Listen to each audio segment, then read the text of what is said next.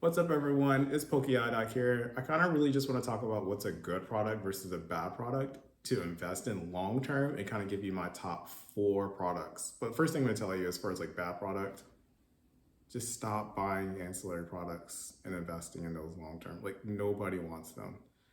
And I'm going to be honest with you, from my experience when I sell things on eBay, those things don't move. They really, people don't want them. They look kind of cool, right? They got your favorite little packs and stuff in there, but like they're pack plays. Like no one really wants those. When I put an ETB on eBay, those go out like within a day or two. But when I do an ancillary product, bruh, they're trash. They just sit there. Nobody wants them. And so if you're trying to flip those, that's a good investment for flipping. For long term, I really just don't think that's the great play right now because there's so many of them, and then like there's no like actual attachment for value. And maybe I'm wrong, but anyway, I'm just gonna get straight to the top four that I think are good long-term investments. We're gonna start from number four, and you can probably guess it because it's right behind me, and it is Prismatic Super Premium Collection. And if you've watched any of my videos, which you probably haven't because I'm new, right? This is the item that I have the most of. I have like 36 of these, and I have like 2 cases of these too. So my cases come in 4, so I have like 44 of these total. And then I was buying these before Rudy showed off his collection of these. But for long term, people hate Prismatic, and because they hate it, makes me love it because I want the thing that people hate. That's why Ascended Hero is not on this list. Spoiler alert. Anyway, and so I think this is great long term because it is kind of exclusive, right? It's not as abundant as like regular ETBs. It's not as abundant as like the booster bundles. And it takes a little more effort to kind of get these and like storing them, because a little effort too. But for display value, this looks really good, right? And so my top 4 things I think you should invest in for long term, I always think about like what is it that the collector would like to display and what would they want people to see when they're showing their collection off. And this hits all of it, right? It's EV Evolutions, it looks pretty, it looks clean. That's a really hated set, right? And then long term, like 10 years from now, people are going to be looking for something to display. And this just looks really awesome. All right. And so the third thing I think you should invest in long term is honorable. It's an honorable mention because I actually don't have any of it. I probably never will. But it's Destined Rivals. I think you could do the booster boxes or you could do the Pokemon Center ETB. Either of those I think are going to work. I think those are going to be great long term. And here's the reason for that too. People keep sleeping on that set. And I know there is no sleeper sets, and I know that is not a sleeper set, but people keep thinking that at some point that's going to come down and they can invest into it. It's probably too late for that. The way that the Pokemon market works, things get destroyed, so the seal value goes up, right? And so it is hard to put pressure on Destined Rivals right now. And about time that you probably can't put pressure on it, it's going to go to a point where it's doing like what it's doing right now, right? Everyone keeps waiting on it, so it just keeps going up. And so if you're thinking about long term, I don't think that the price really matters. I think you just buy and you hold 10 plus years and you're going to be rewarded if you can hold it long enough. Now, if you're thinking short term, I can get it. You're going to be scared, especially if there is like a 20% drop, whatever, blah, blah, blah, blah. But for long term, you probably don't really have to worry that much. You're going to have some ups and downs, but long term, it's going to do probably what you really want to do. All right.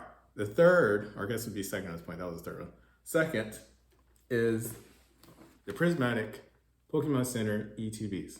Now, I've got Prismatic on here twice. I don't have any, I have Ascended Heroes. I don't have any Pokemon Center ones or whatever. And like I said before, Ascended Heroes, people just love that set. And because people love that set, I don't really care for that set. It's a great set. I'm just not going to invest in it long term, at least not now. If things change and people start to hate it, then I will. But right now, it's not on my list. Prismatic is because people freaking hate this thing, right? This Pokemon Center exclusive. Right now, I think people are sleeping on the Pokemon Center exclusives because I think they're overthinking this. They're thinking like, oh, it just has 2 extra packs. It's got a promo with the stamp on it that just seems exactly the same as the regular UTB. But if you are a collector, 10, 15, 20 years from now, you're gonna want the rarest version of the thing that you're collecting, right? Just like, so here's an example, just like in a slab that's graded, you're gonna want the best version, the best grade that you can get in that slab, right? You would only downgrade if you couldn't afford it. But if you could afford it, you want the best. And rich people always want the best, right? And so in the future, and this is speculation, right? Everything here is speculation. I'm going to assume that people are going to want the Pokemon Center exclusive over the regular ETB. They're going to want it not to have any holes and tears on it, right? They're going to want to look as pristine as possible. This gives that to you. Not only that, the good thing about these is people like Rudy, and I'm not using Rudy as like a bad guy, but people who can buy a whole bunch and get a lot from distribution, they can't get this. This is not something they can get in mass. This comes straight from Pokemon Center. It's an exclusive, so you can only get this from the secondary market, so it has to go through multiple hands before you can get it. So you can't get this in mass. And so it makes it an even playing ground too, as far as like who can't get this. And I think that just makes it even better, right? So like it's not just one little spot that has so many. Like when you see like those videos where people have a shit ton of the same things over and over again. You have to actually go out in secondary market and buy this from individually from people in order to obtain this. And I don't think rich people or people who get distribution, those people really care to do that because it takes a lot of effort to be able to do this, right?